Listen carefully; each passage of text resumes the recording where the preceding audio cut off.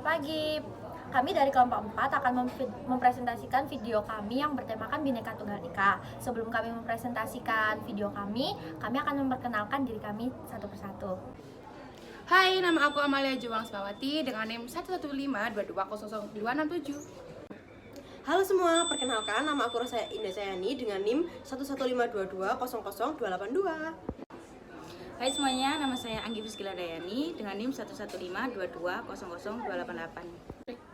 Halo semuanya, nama aku Jelita Sahima Eswari dengan NIM 11522000254. Halo semuanya, nama aku Inga Novalia dengan NIM 11522000276. Halo semuanya, nama aku Elisa Tunggal Dewi dengan NIM 115220304. Secara harfiah, Bhinneka Tunggal Ika berasal dari bahasa Jawa kuno yang berarti berbeda-beda tetapi tetap satu jua. Bhinneka Tunggal Ika sendiri juga ada di lambang negara kita, yaitu Garuda Pancasila. Bhinneka Tunggal Ika sendiri diambil dari kitab Sutasoma karangan Putan Tular yang berada di Kerajaan Majapahit sekitar abad 14 Masehi. Secara etimologi diambil dari bahasa Jawa kuno, Bhinneka sendiri memiliki arti ragam atau beraneka. Lalu tunggal memiliki arti satu dan ika memiliki arti kata itu.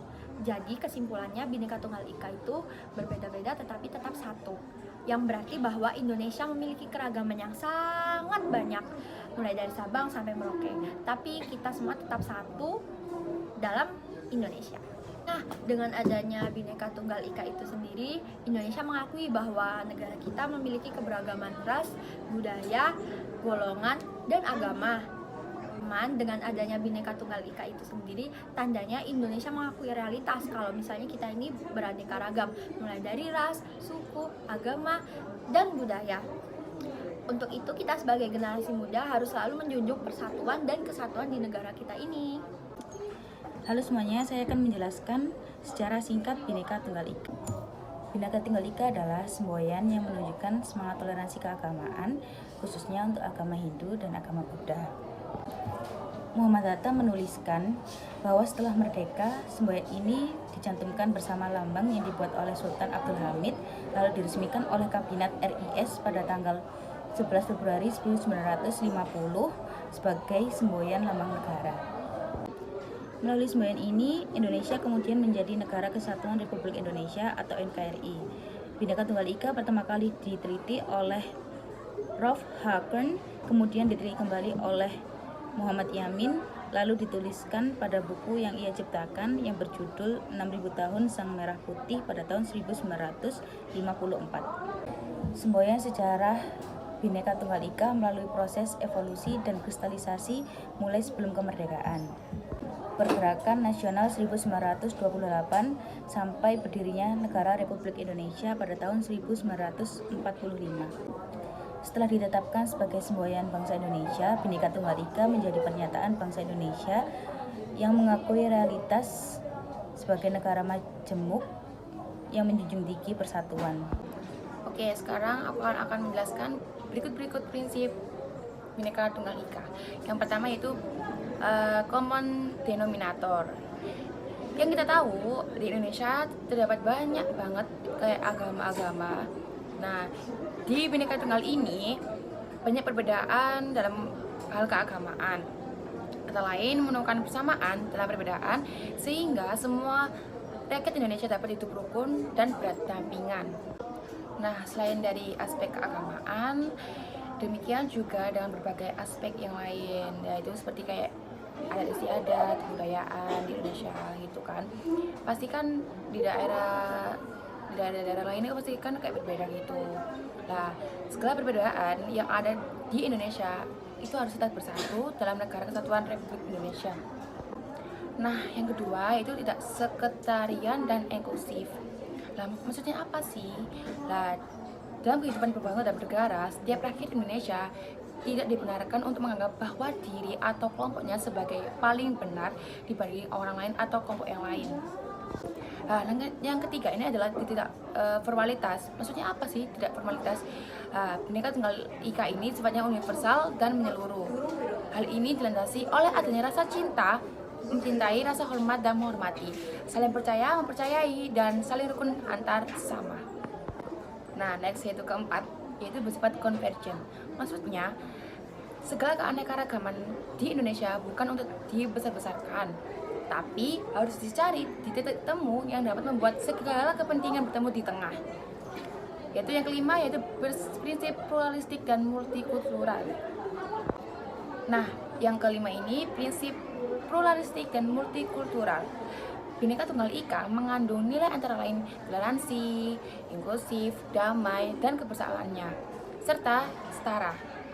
Nah, hal ini dapat menimbulkan konflik serta menjadi sumber awal pemecah persatuan dan kesatuan bangsa. Nah, yang terakhir dari prinsip Bhinneka Tunggal Ika yaitu semangat gotong royong. Di semangat gotong royong ini tidak perlu tentang bahu-membahu, bersama, membersihkan lingkungan, tapi semangat gotong royong ini yaitu mencakup melawan berita hoax. Yang gini tersebar di mana-mana, banyak banget ribuan hoax yang menyebar dan siap merusak generasi di Indonesia ini. Dan sebagai remaja kita harus mencegah berita hoax itu sendiri. Jadi buat kalian, buat remaja-remaja sekarang, yaitu stop untuk menyebarkan berita-berita hoax. Di sini aku akan menjelaskan tentang fakta-fakta menarik dari Bhinneka Tunggal Ika. Nah, yang pertama bersumber dari Lontar Sutasoma. Istilah Bhinneka Tunggal Ika diambil dari Lontar Sutasoma karya Empu Tantular, seorang pujangga yang hidup pada abad ke-14 di Majapahit dan masih kerabat kerajaan pada masa pemerintahan Raja Jasanegara. Nah, yang artinya Buddha dan Siwa sebagai dua zat yang berbeda. Namun, bagaimana bisa dikenali? Sebab kebenaran Cina dan Siwa yang tunggal berpecah belah itu, tetapi satu jugalah itu. Nah, yang kedua bukan ciptaan dari Bung Karno. Nah, burung Garuda sendiri menggunakan perisai sebagai bentuk tenaga pembangun pada peradaban Indonesia. Selanjutnya masih berisi tentang fakta-fakta menarik Bhinneka Tunggal Ika, yaitu seperti tersimpan di perpustakaan Leiden. Dengan eratnya kaitan antara Nusantara dan Belanda, transkrip Sutasoma kemudian menjadi salah satu arsip yang masih tersimpan di dalam perpustakaan Leiden. Dengan bait yang mengandung istilah Bhinneka Tunggal Ika tersebut berada pada lembar ke-120 Lontar Sutasoma. Selanjutnya, fakta terakhir yaitu bukan hanya tentang persatuan suku. Bhinneka Tunggal Ika tak hanya tentang perbedaan suku budaya yang harus disatukan, tetapi juga perbedaan pemikiran. Menurut Sultan Hamid, Soekarno menggambarkan Bhinneka Tunggal Ika sebagai persatuan pemikiran federalis. Nah, oke teman-teman, di sini saya akan menjelaskan penerapan Bhinneka Tunggal Ika dalam kehidupan sehari-hari. Nah, untuk contoh yang pertama ada perilaku inklusif. Implementasi pertama ini kita harus melihat diri kita sendiri, tetapi juga jangan pernah melupakan orang lain. Nah, untuk contoh yang kedua teman-teman ada mengakomodasi nilai pluralistik. Dapat dilihat dari keberagaman Indonesia. Indonesia sudah patut menjadi negara dengan pluralistik terbesar di dunia. Untuk contoh yang nomor 3, ada tidak menang sendiri. Perbedaan pendapat merupakan suatu hal yang lumrah, apalagi perbedaan pendapat yang terjadi di Indonesia. Karena Indonesia menerapkan sistem demokrasi yang dimana rakyat bebas mengungkapkan hak atau pendapat masing-masing secara bebas. Nah, untuk contoh yang keempat, ada musyawarah untuk mufakat. Nah, seperti yang dijelaskan sebelumnya, dengan adanya Bhinneka Tunggal Ika, jika kita mempunyai masalah kelompok, pribadi, kita harus mencari jalan keluarnya secara bersama-sama atau mufakat.